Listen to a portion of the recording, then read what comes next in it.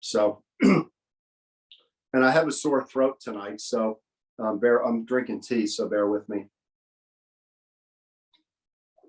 So before I get started, I had an experience some years ago, probably about 20 plus years ago. And I couldn't find any reference to it. I couldn't find anything that brought me to a clear understanding what I had experienced around the Book of Life. And I researched as much as I could, and then I stopped. I wasn't finding what I was looking for. And then I met a man, I guess it was 19, maybe 82, 83. His name was Elwood Babbitt. And I sat with him, and that was the first moment that I realized that something was happening extraordinary that I didn't quite understand. So since that time, I've sat with at least 24 people who are, I wouldn't say experts, but people who work with the Akashic Records. And to this date, I've never sat with anybody who read the Akashic Records like Elwood Babbitt did. He gave me every single name I ever had,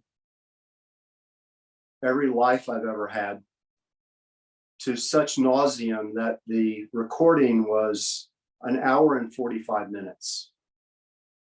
And I say nauseum, but it wasn't nauseum, but it was just, I couldn't believe what I was seeing. So after the reading was over, we talked a little bit, and I told him what I had experienced. And he said, I think you need to listen to Edgar Cayce's experience.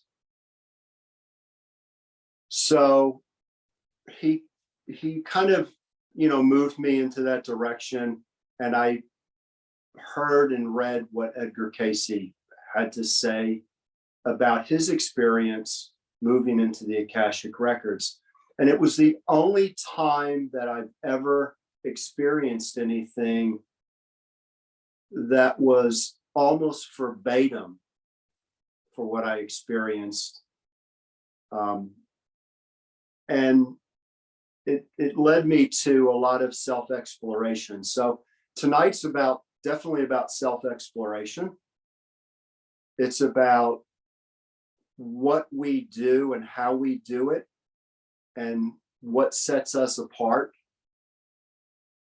with what we do very well, and what sets us apart from what we're struggling with. So we're gonna jump into the Book of Life. I want to say that the Book of Life is a living document.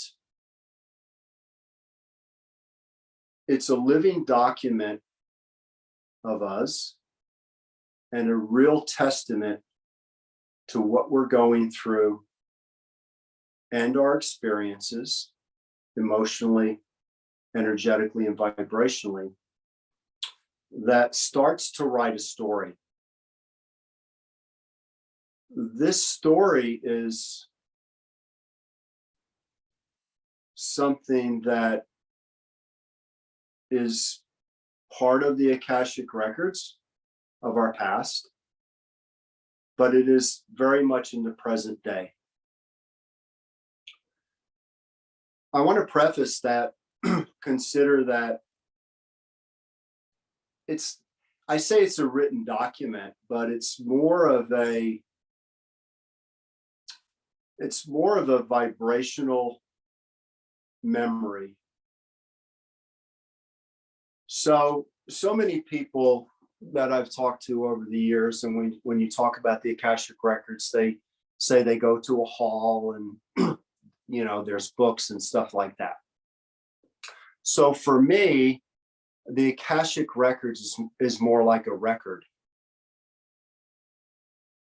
It's more like a sound or a true testament of memory and energy and vibration. Are you guys following me so far? And I want to simplify this because it's a very difficult thing. But what I want to get to tonight is that in this living document, we have the opportunity to alter this document in our life as we move forward before it becomes a chapter in our book. Okay, the book of life is a reflection of our soul and its birth and all that it's experienced to date. And in that book, there's chapters. When we talk about the Book of the Dead, we talk about a chapter that is complete. Okay? Consider that in the book of life, it's a living document. It's a living document of our soul, but each lifetime represents a chapter. That chapter in our book is almost at the end of our transition, the Book of the Dead. So, what is all of this leading to? It's important to consider that all of this is really relevant to us in our present moment, in our past, in our future. But we are the creative force. We are given and afforded the sense of free will, and we can move and alter things through the book of life at any time. So let's look at an example for a minute. Let's say, for instance, whatever age you are, you're writing this book. This is the book of your life. And things in your life have not been what you thought they would be or how they would be. And for some reason, you've moved on from that paragraph to another paragraph. But we're always afforded, while we are living, to alter the book of life. We can go back into our past. We can review it, because inevitably when we transition and when that chapter closes, we will go into a state of reviewing, a state of transition, a state of reflection, and a state of self-judgment. So know that, or consider that, when we transition, that state of judgment is not a judgment of what some books may say. It's really a self-judgment. We're going to reflect on our lives, what we came into this life to do, the experiences that we wanted to have, and possibly complete those experiences and or rework those experiences. So you can, as you're living in the book of life, in this chapter, this life, your chapter in the book, you can review that throughout the course of your life and alter your perception and your self-judgment around it. You don't have to necessarily take that process into the book of death or the completion of a chapter and have to review it then. We can review it in our lifetime now, and we can make adjustments. So tonight's meditation is definitely going to be about making adjustments or understanding the fact that we can make adjustments in the here and now based on our thoughts, based on our perceptions, based on our thinking or our consciousness. So our consciousness is the real venue to assess the book of life and or the chapter of this life and how that chapter will seat in our total book. This was a big topic, and my thoughts around it are clear for me, and I hope this brings clarity to you. So, in the beginning, there was a point of light. That point of light was very much like the gestation of birth or the moment of light. It is when all souls were created. All souls are a collectiveness of the creative force that have been set forth to experience an individuality that has never been seen before.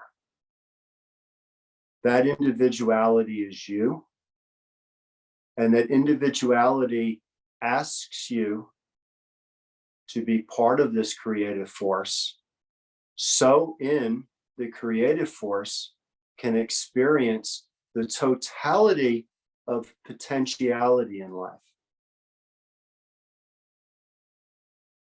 Because the creative force wants to, or you could say God, but I'm going to say the creative force. The creative force wants this individuality to be an evolutionary process on a very, very large scale.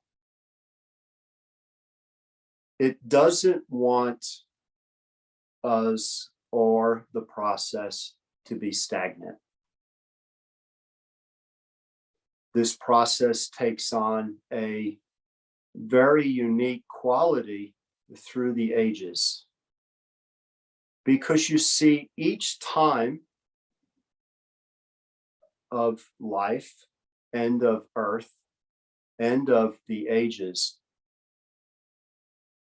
bring us to this possibility of many, many experiences. Your experience is what's the most important thing, and your consciousness around it. We are completely in a state of free will, yet we don't allow ourselves at time to be in that state of free will. So, excuse me 1 minute.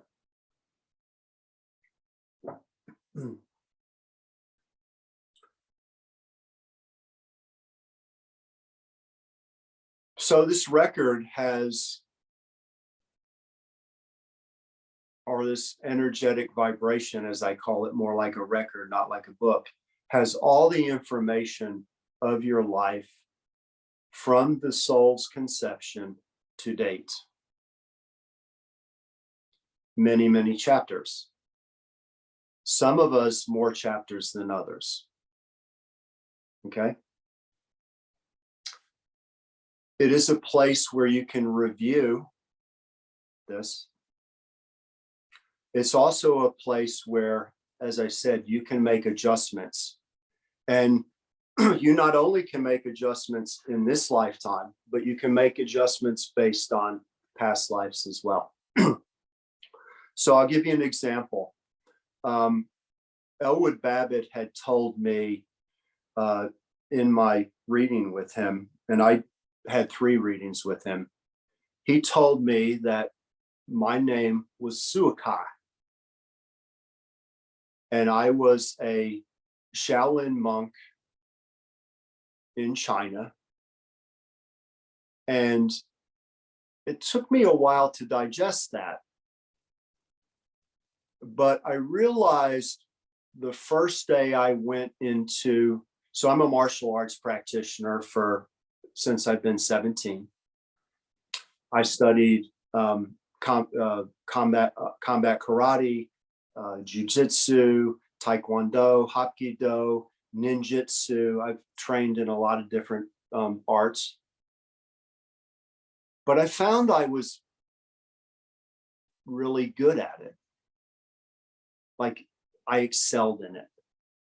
So when he told me that I had a past life as Suaka, it didn't really dawn on me till some 10 years later after training. I'm like, my master that I was training with, he says, you got a real knack for this. So it's almost like I brought something in to this life that I had already experienced. So we all bring in things into this life that we excel in. I'm sure all of you have some experience within yourself where you find something very easy. Yes? Or you find things in your life that aren't so easy. So the two are very synonymous. And when we look at that in a personality aspect, we say, well, it's very unique because that personality doesn't correspond with how I was brought up or what I was taught. It's just something I know.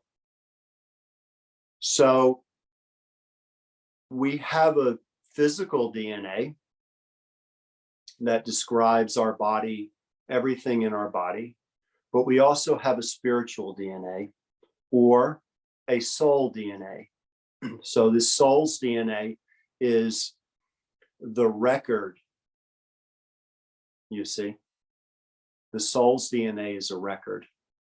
It shows us, if we're conscious, the things that we're really good at that come like this are the things that we're having trouble with that come like this too. Our tendency is to recreate and excel in those things that we're good at. And our tendency is to continually fight with the things we're not good at. So tonight's meditation is really about, okay, what are those things that we're fighting with that our consciousness is not creating that happiness? It's almost like our subconscious is ruling the root.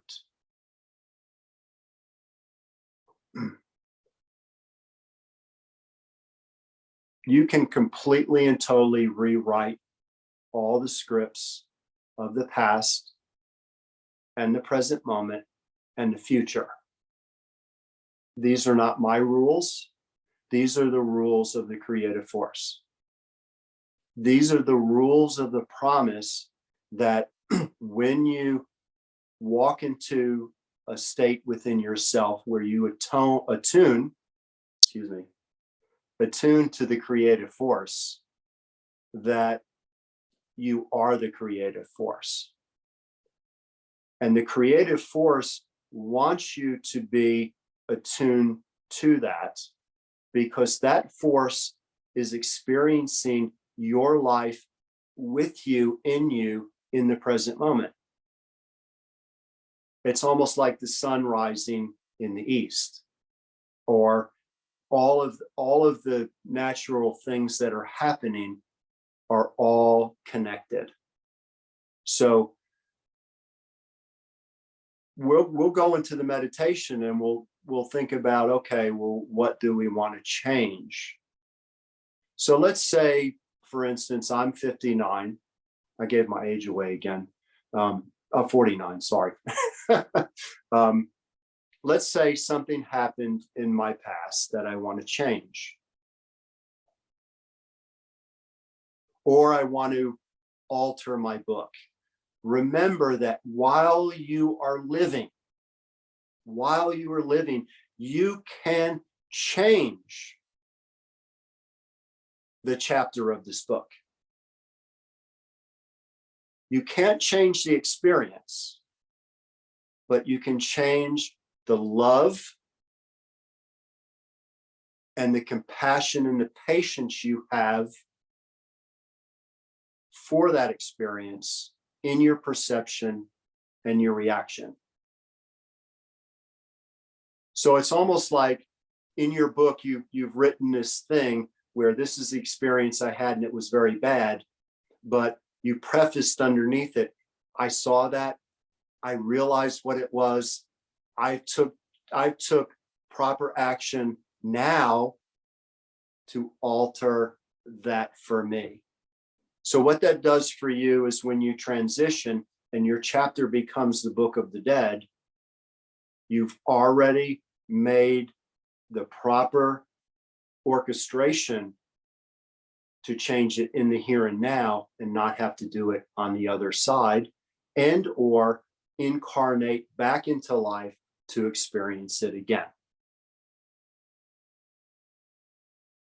So we have an unbelievable capacity to change and alter anything that we want. I don't know what you guys would like, or you gals or guys or whatever, would like to alter, but remember, you're not altering what happened or the experience. You're altering your love and compassion and reaction and perception around it.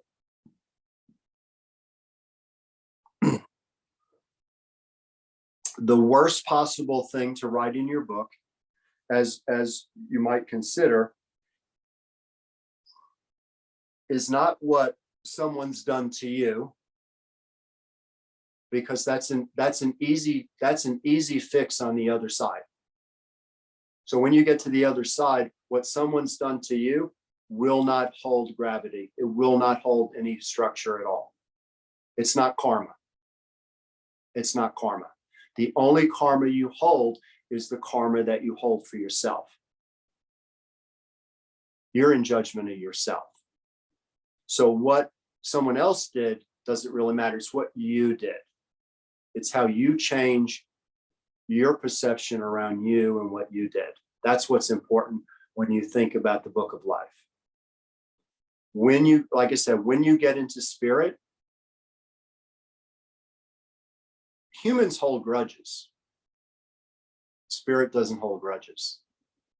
When you go into the afterlife and your spirit is in a place where we try to conceptualize what it is, I'm saying it's a beautiful place, and it's a place that you gravitate to based on your vibration. You won't hold resentment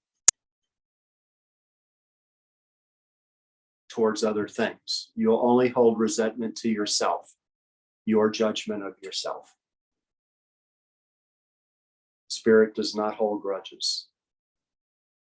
Spirit's like that master, or your soul is like that master that will go and just forgive. The soul forgives. But the written words or the written vibration that you create in this lifetime, that's going to be the catch for you when you get on the other side. That's what you're going to have to try to figure out. So I know I'm jumping all around here. It's a big topic. The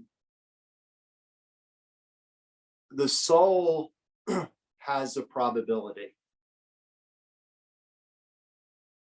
The soul will incarnate based on probability, not on definite, something that's going to be definite, because there's a lot of free will playing. So the soul will incarnate based on probability. Soul groups, okay? Soul families. People who are in life that you meet, that are, when you meet them, you know them forever. This is part of a soul group or a soul family or a soul individual. But again, it's a probability. It's not a guaranteed thing. It could take multiple lifetimes, multiple incarnations to facilitate the rewriting of not the karma that you think somebody else holds for you, but the karma that you're stuck with within yourself.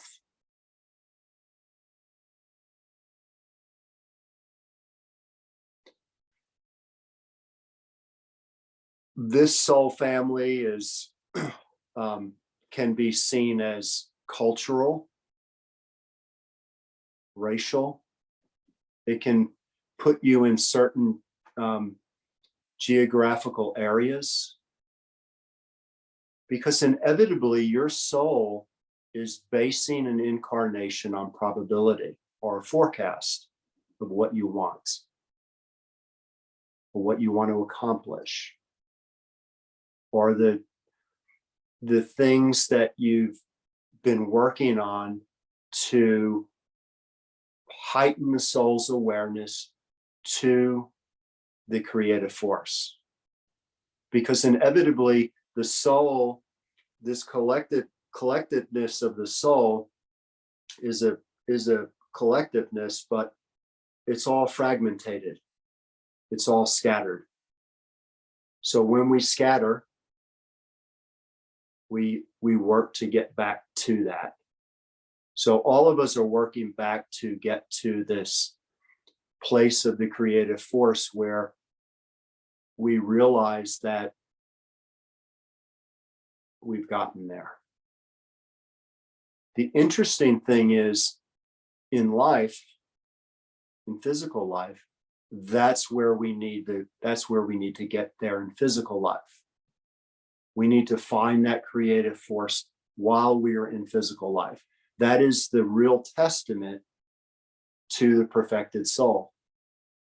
Because once you transition, you go into a state of reflection and in a state of wanting to reprocess the soul into physical body to finish what you haven't finished in soul groups, soul families, soul kindership, soul individuals, things of that nature.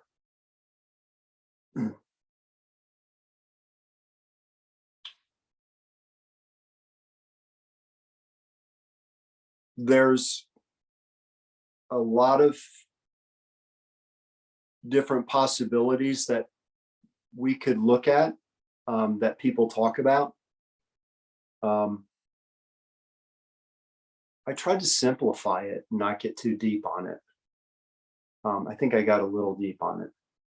But what I would like to just kind of surmise in all of this is that you're living a life and you're writing a book. That's the book of life.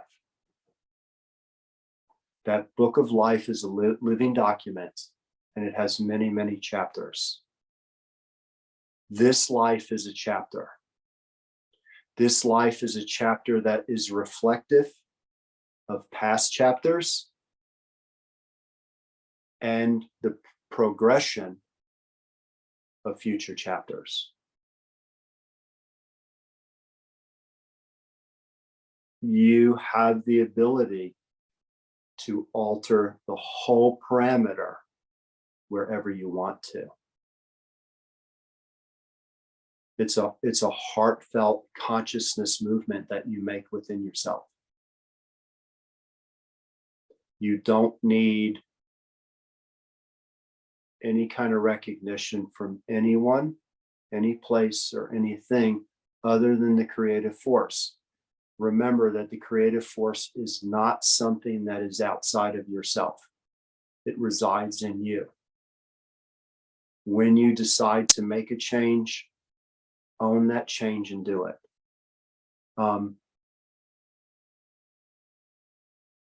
Once that chapter is closed, the book of life is closed. It's still a book of life. It's still a moving document. But that chapter you cannot reopen, because that chapter was opened at birth and closed at death. You understand? So what you do here is what's important. What you surmise from the past, what you brought in as qualities, that's spiritual DNA. The things that you struggle with, they're also part of the past, possibly, and spiritual DNA. It's what you are working on at this moment.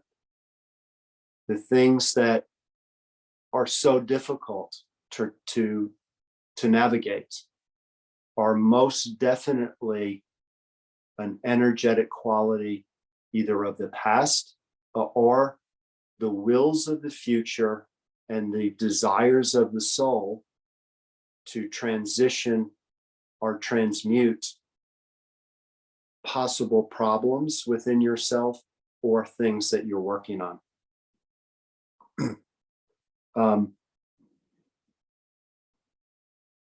The interesting thing is the soul doesn't have a time frame.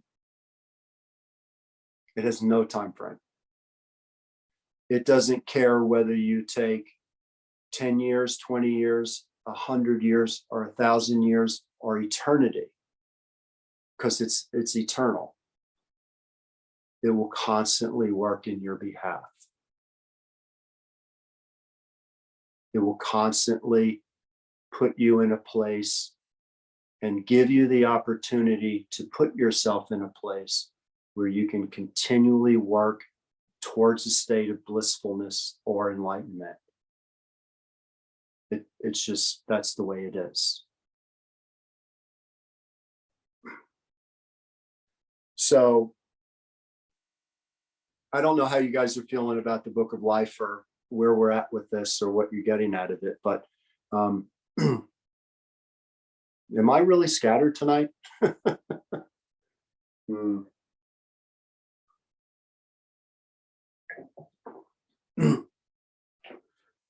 So if you are looking for someone to read your Akashic Records, I'm going to get the teddy bear on this one. My teddy bear. If you are looking for somebody to read your Akashic Records, okay, this is very important. There's a very strong sense of suggestiveness around those that read your energy.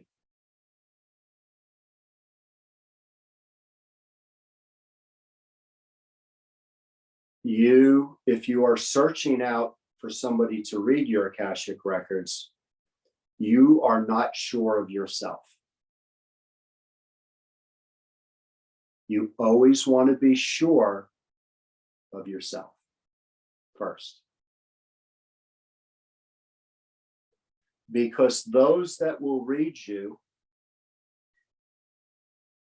may or may not be sure of themselves. And their information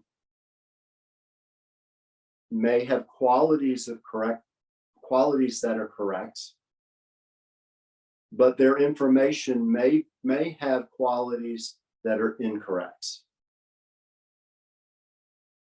Always have discernment what resonates with you and what is correct,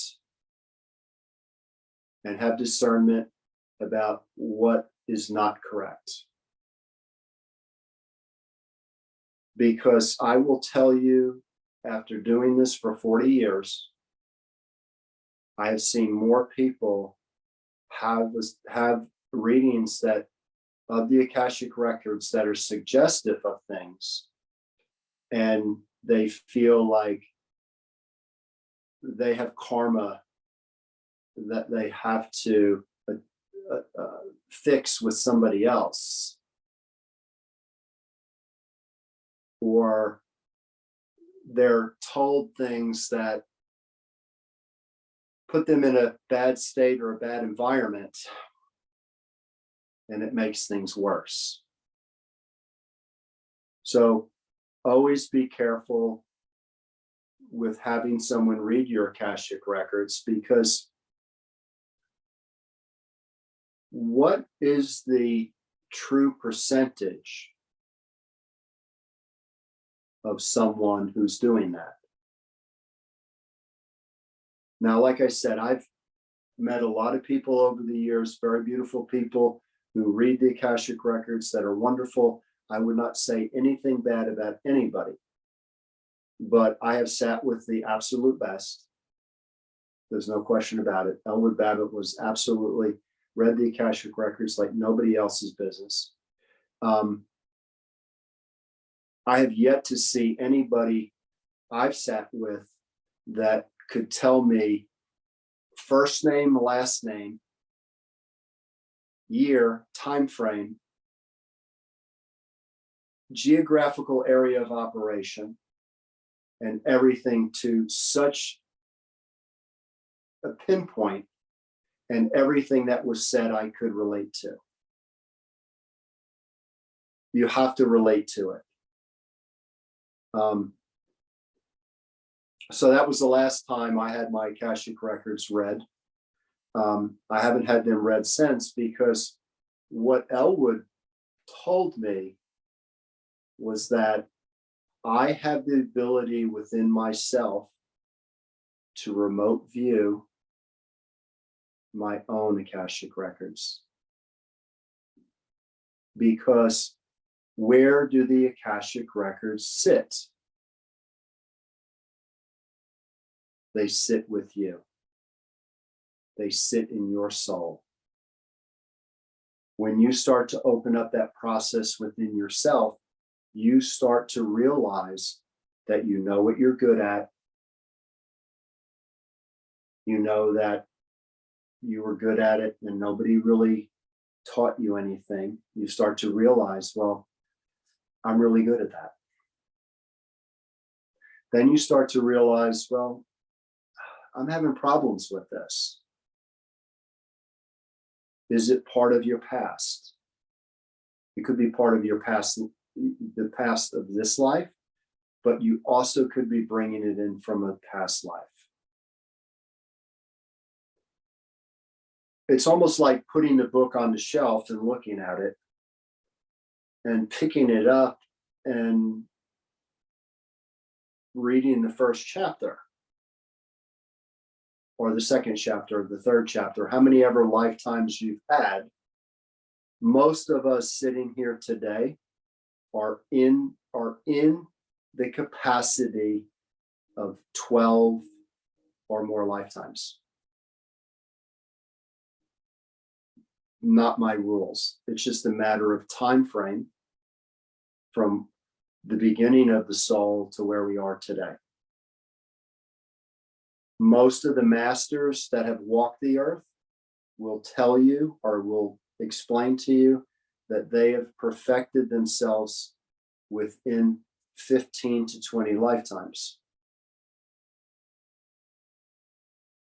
I don't know that that's true, but that's what I've heard. So we're all working in this place where we're coming back. I don't know if you guys all believe in the coming back thing, but it's definitely happening. And it's a process that is really important.